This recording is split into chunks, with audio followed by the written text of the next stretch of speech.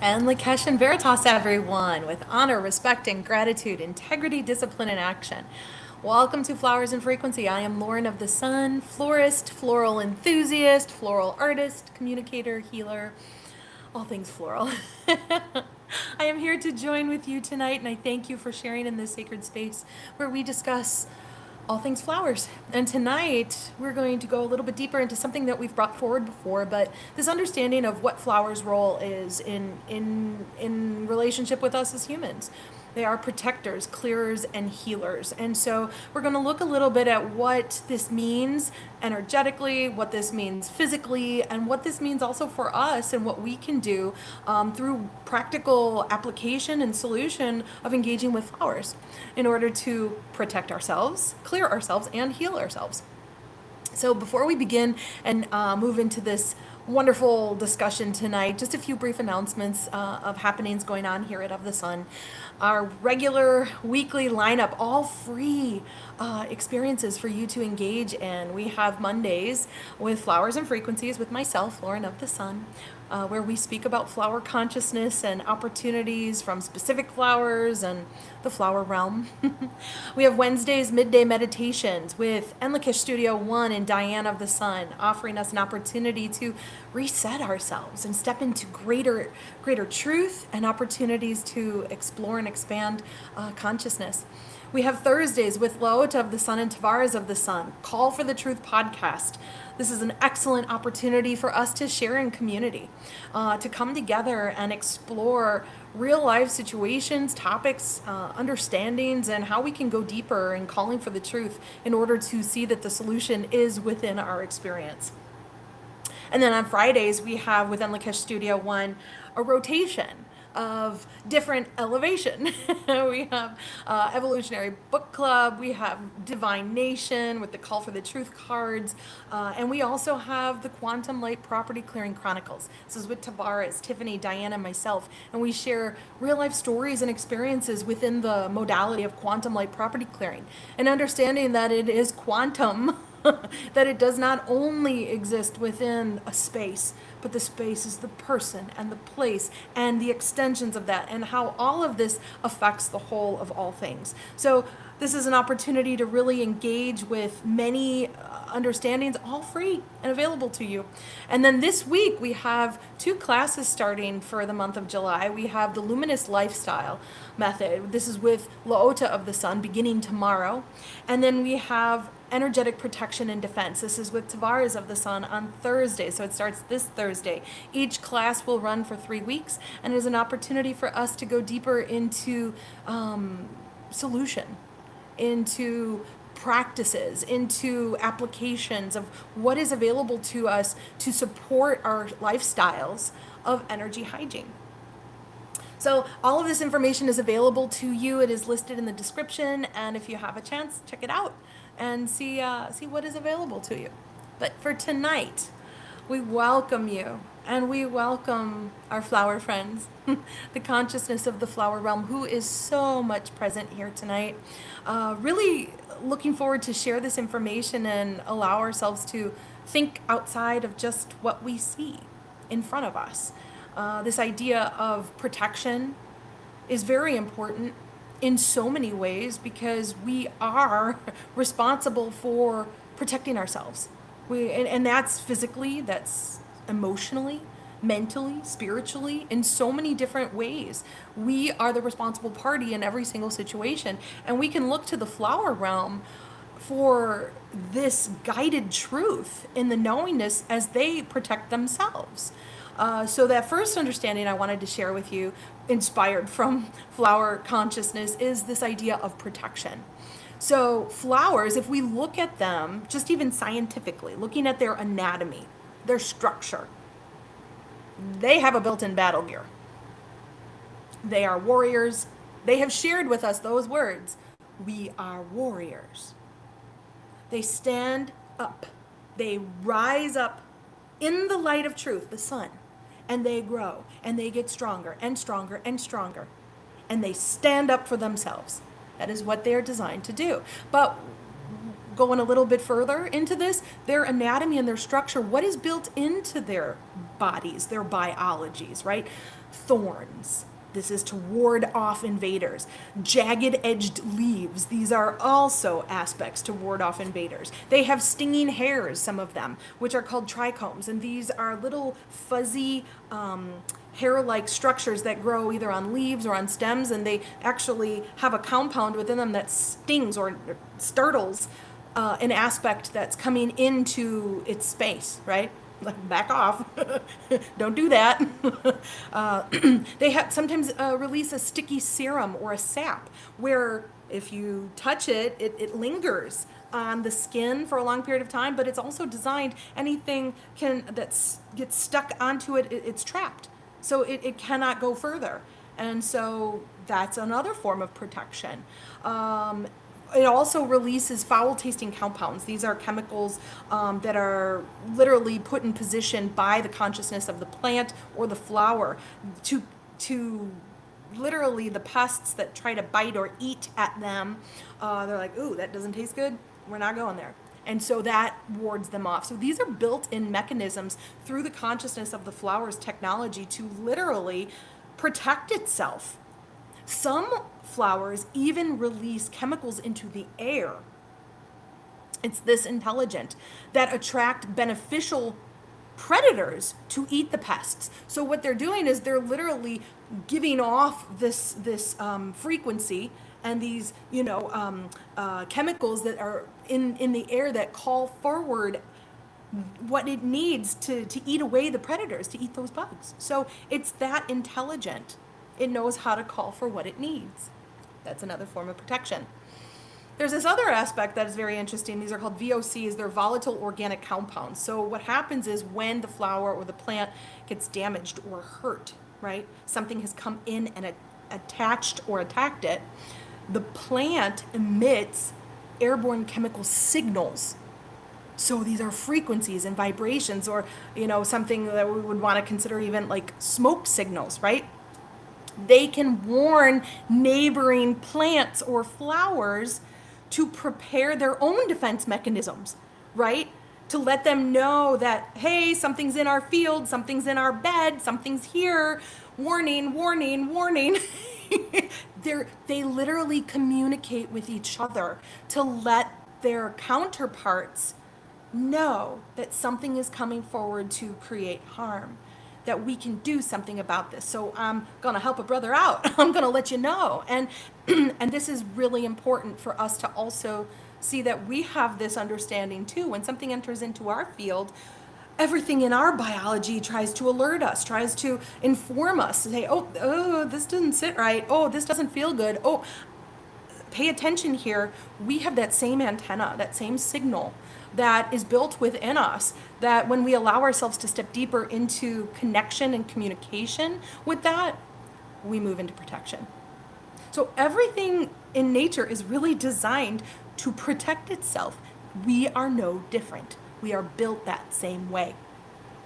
Some of the flowers also have this understanding of petal movement. So at night, they close up, right? So they're awakened with the consciousness of the sun, just like we wake up with the sun, and at night we go to sleep because we need to rest, recharge, and regenerate our energy, right? So the flower does the same thing. This is another form of protection, a form of grounding, but this is another aspect that helps it stay concealed from any aspect that might come to try and interfere with its process in the dark or in the nighttime. Something else that's very interesting that we see a lot of, and it's become more readily known, but it's been going on for quite some time, is what farmers do. Farmers, their livelihood is their crop. So to protect their crops. We see a lot of farmers, actually I've seen in Holland, and there was in Europe specifically, but it's becoming more and more known here in America, is this idea of crop protection. And they're literally growing wide strips, maybe 4 or 5 feet wide strips of wildflowers on the perimeter of their crops. And so one of the reasons they're doing this is that it's a form of protection for the crop, but the wildflowers are acting as protectors to what they're growing. And so this is an understanding that it's building a sustainable ecosystem for what they're cultivating. And the borders attract beneficial insects like ladybugs, wasps, lacewings. All of these act as organic pest control. So there's no need for synthetic chemicals or other, pesticides that would otherwise create harm to the land and to the crop, and it's very toxic. So the wildflowers are so conscious that they call forward the aspects that are needed to control or eat the pests that would present harm. So they're protecting the space. And this is all done through their own conscious technology. They support crucial pollinators. They help to protect topsoil from erosion. So this is creating that barrier structure there. And they reduce the need, like we had mentioned, for those chemical pesticides. So nature knows the way. They know they are enough, and they know how to call for what they need. They know they are the solution. So farmers are going back to that understanding and using the wildflowers as protectors. Many of us are growing. We are in this time of the growing season where we have tomatoes and lettuce and vegetables and other fruits that we're growing in our own backyards. And many of the times we do see little pests come forward. So one of the solutions that is organic and natural is to literally do what the farmers are doing, is to plant certain flowers in our own gardens. And there are certain blooms that are very potent, that work as these protectors. We can see this in marigolds. We see this in lavender, nasturtiums, petunias are another one, borage. These are all plants that are specifically designed to be natural pest control. So what they do is they protect against these little mealybugs or white flies that we see, aphids, beetles even sometimes. These things come forward, ticks, ants, all of those things. These are natural deterrents. So the odors or the fragrances of those blooms give off that chemical or organic, I should say, scent that keep the pests away. Chrysanthemums are another one. So these are very beneficial. We see these in gardens, and they act and operate as deep protectors. They contain natural compounds that actually repel roaches, spider mites, ticks, and ants. And that compound has been proven to be so strong that companies have actually taken it and incorporated it as an ingredient in other organic pest control. So biological pest control as well. So that is something that's also very good and beneficial as a protector to our plants and gardens. So this is showing us that through our connection and our understanding with the flowers, we can raise our vibrations. We can calm overactive thoughts. We can clear emotions, anxiety, negativity, that which is a pest into our own experience, that we can then be the protector of our own physical bodies. This is something that the plants are showing us, that the flowers are showing us. Clearers. This was the next understanding. We've talked about this before. Flowers are natural clearers. They are highly vibrational. We know the rose is the highest vibration in all of nature. It's closely followed by lotus and lavender. These are really understandings to help us see that when we engage with these consciousness or these essences, that we are literally operating in the highest possible vibration. Just as the plant knows organically by design that it is the highest possible vibration. It is responsible for its frequency, and it must clear itself, right? So this is naturally clearing energy by allowing ourselves to remain in the highest possible frequency. The flower knows how to raise the vibration of a space, of its environment. This is clearing out the negative thought patterns, the negative frequencies. It is literally like this beautiful bubble of life and love that is created into the space from what it is naturally designed to do. Clearing. I can't even begin to tell you how many times I have experienced over the years after an event has been set up, and the flowers are in place. Nobody has really entered into the space yet, but it's just the workers and the vendors kind of getting everything ready. And you take a minute and you step back and you look at everything, and it's still. And the space has changed. And then the clients or the couple or whoever it is that's attending the event enters into the room, and there's this moment of being transcended. This moment of feeling into what the flowers have done.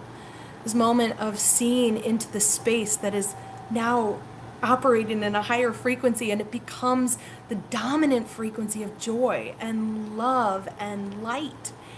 And it is one of the most beautiful moments, because the understanding is that the flowers are clearing the energies of the space. They are creating the energy to be that of the joy, of the light, and the life. And this is what they do. They know how to regulate and recreate the experience to be one of the highest possible vibration. So this is naturally clearing technology. In nature, flowers and plants intrinsically clear their environments through something very interesting. It's called phytoremediation. And so what is this? That's a big word. That's a big understanding. And so what it is it's this innate technology that literally pulls toxins from the soil and the water via the root system. So here we're in the root with light body, and we're going to the root. And the root is so important because it is what absorbs all of this negativity, all of these toxins that might come in to try and harm the environment or the flower bed. And what does it do? It absorbs it. It literally takes up the contaminants, it takes up the toxins, it brings it up into its space. And what does it do? It converts them. So it uses its natural life force energy, its connection to truth, and converts the negativity and makes it less toxic, and then releases it back or recycles it out into the air as purified. And there are many plants that do this, many plant consciousnesses. We see this with certain plants and flowers that clear EMFs in the air. There are many different sources that do this, but this is a very common understanding. Even the trees, we see that and what they do to constantly clear the energy and create new oxygen for us. It's so essential, but the consciousness of the flower itself knows how to do that. Because why? It knows it needs to protect itself. So it's naturally designed to clear, to keep itself clean and clear. Certain aspects of plants and flowers have something called self-cleaning foliage. We talked about this in the Lotus podcast, and this lotus effect. And this is this understanding that the leaves create this waxy bead-like structure on the surface. And what it does is it makes the leaves hydrophobic. So water beads up. It doesn't absorb into the actual leaflet or onto the stem. It beads up, and what it does is the wind then comes in and it moves and it swirls, and these beads of water, what are they doing? They're cleaning any dust, dirt, debris that may have accumulated on top of the leaf. So this self-cleaning foliage, or the self-cleaning technology, literally works with the consciousness of all of the elements of the water and the air to allow itself to clean and clear itself. And then it drips off. So that is such a brilliant understanding for us to look at that we can go inside, and through our practices and through our elevation and through our positive outlook, we can clean and clear our experience from the toxicity or the negativity that we're working through or walking through or going through, simply by allowing ourselves to move into those understandings of self-preservation. Healers. Now this is one aspect that we've looked at before, we've talked about, but one of the simplest things that we can do when we feel ungrounded, when we feel there is something weighing on us, something that's just not serving us, is we can step out into nature. We can step out into a garden. Gardens are accessible to everyone, whether they're on the street, in a park, in our backyard, in a grocery store where there's cut flowers or plants. It's accessible to us. And what is it doing is it's allowing us to reconnect with Mother Nature. It's allowing us to go back to source. It's allowing us to reset. Mother Earth has given us everything that we need to grow, to assist us to moving through whatever it is that the lessons that we need to experience, to propel us into understanding the information, but to know that we are the solution, right? When we find ourselves in an experience that we need to let something go, all we simply need to do to heal is to reconnect with the earth, reconnect with the consciousness of life. Flowers help us remove what does not serve us holistically in so many aspects. And they remind us to return to source. We see this as healers through essential oils. We see this through teas. We see this through flower essences. We see this through gardening. Many of us plant flowers. Many of us paint flowers. We meditate with flowers. We're going to do that a little later tonight. Flower designing. That is one of the greatest avenues I have found when I'm in a space and I need to let something go. Creating a bouquet of flowers is an instantaneous aspect of joy. It really, all you can think about is the beauty that's right in front of you, and it reminds you that that exists within you. So these are all aspects of healing. They are therapeutic. They are grounding. They are working with our hands, the hands of our creation energy, stimulating that sacral chakra, allowing ourselves to really be one and transcend ourselves into a greater space. When our bodies and our brains are aligned with this energy, it propels us into higher levels of positivity, which then is protection for every other aspect of our biology. It promotes the clearing understanding, and it has to move us into space of healing because we are operating at a different frequency or a different pitch.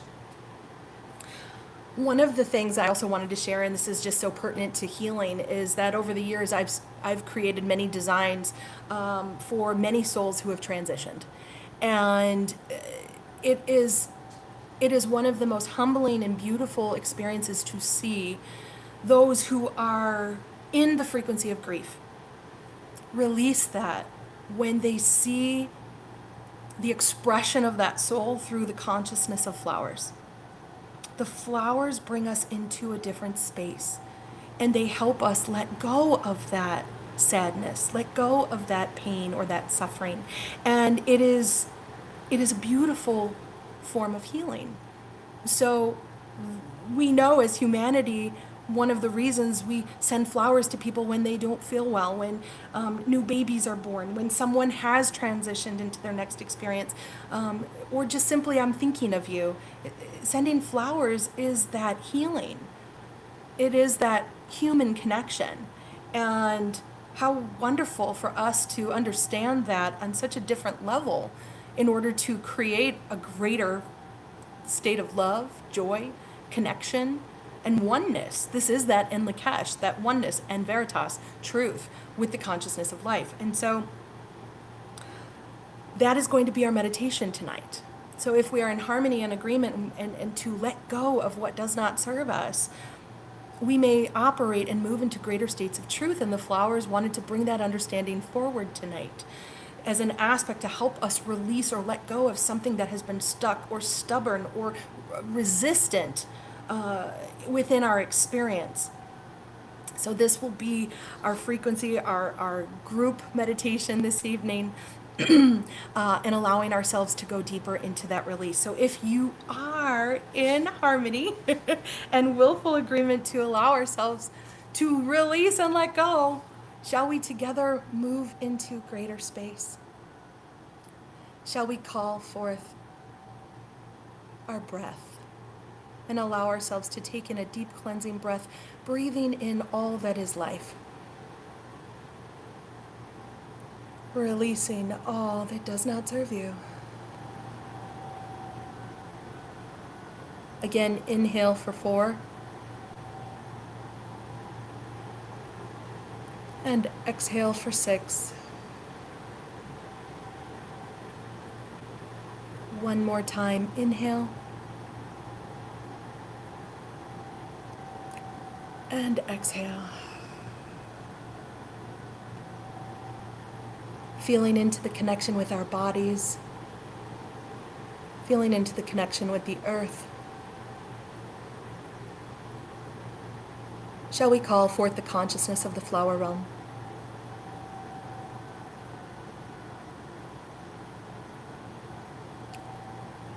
Feel into their presence.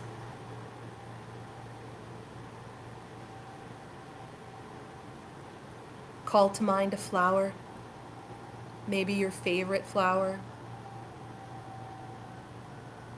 or just see what presents to you. Maybe it's a garden. Feel into the experience.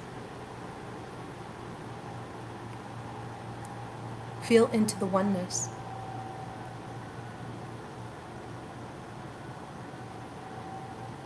Feel into the frequency of all that is life.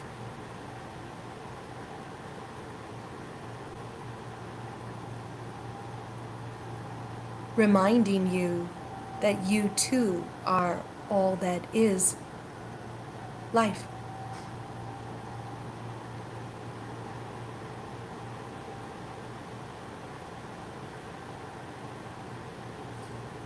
We thank the flower realm for your service to aid and support us, and we ask for your assistance tonight.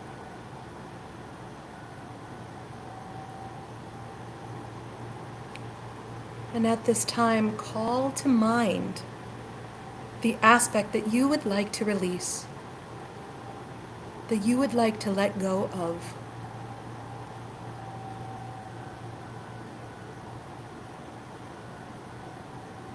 See yourself giving this to the flowers.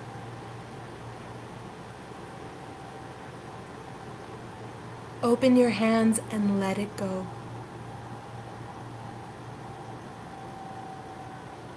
Watch it leaving the body, going deeper, watching it leave the brain.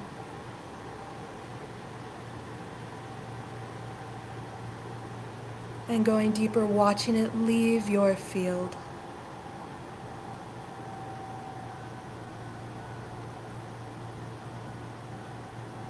See yourself free from it.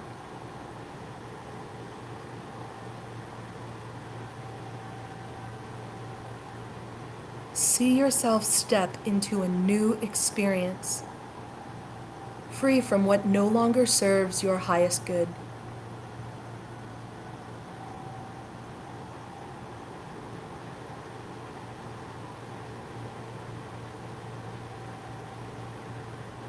And breathe again.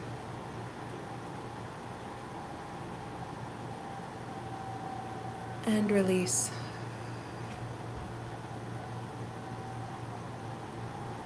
I am truth. I am truth. I am truth.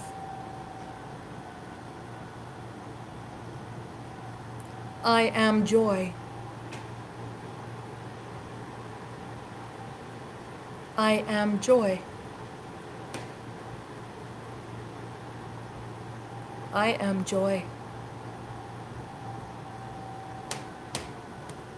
I am thankful. I am thankful. I am thankful.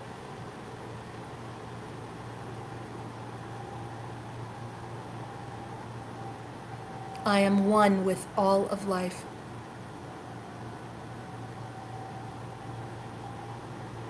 I am one with all of life.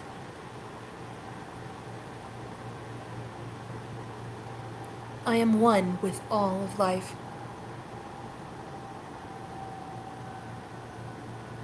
And together shall we take in one more grounding breath. Inhale. And exhale.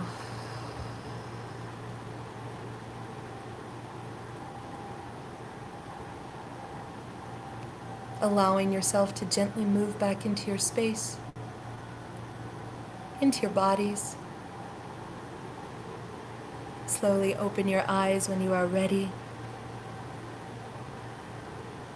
Welcome back. Welcome to the newest you. This is available to us at any moment, to allow ourselves just to simply step into a few minutes of elevation. So many things are in our fields moving in quantum ways, and we have an opportunity as the solution, as the flowers show us within ourselves, to stop for a minute and breathe and to reconnect with ourselves, to reconnect with the nature of ourselves divinely in order to move ourselves into greater states of joy, elevation. That is the solution.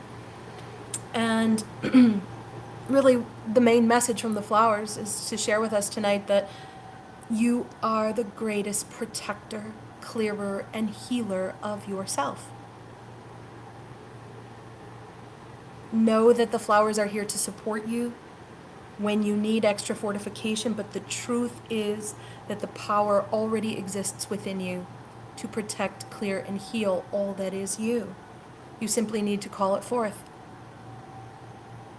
So this is our message tonight. This is our reminder. This is our opportunity to raise space and to take that with us this week as our focus, to allow ourselves to remember this when we find ourselves in those moments. Take a minute, breathe, call forth a flower. They're your friend. They're here to assist us and help us recreate our experience into one of glory. So I wish all of you a beautiful, brilliant, buoyant rest of your week. I look forward to engaging with you next time. We are going to be bringing forward the consciousness of cotton. Very interesting bloom, very interesting plant. It is multifaceted. And so this has absolutely been a flower that has served humanity. This is also absolutely a flower that has been enslaved by humanity.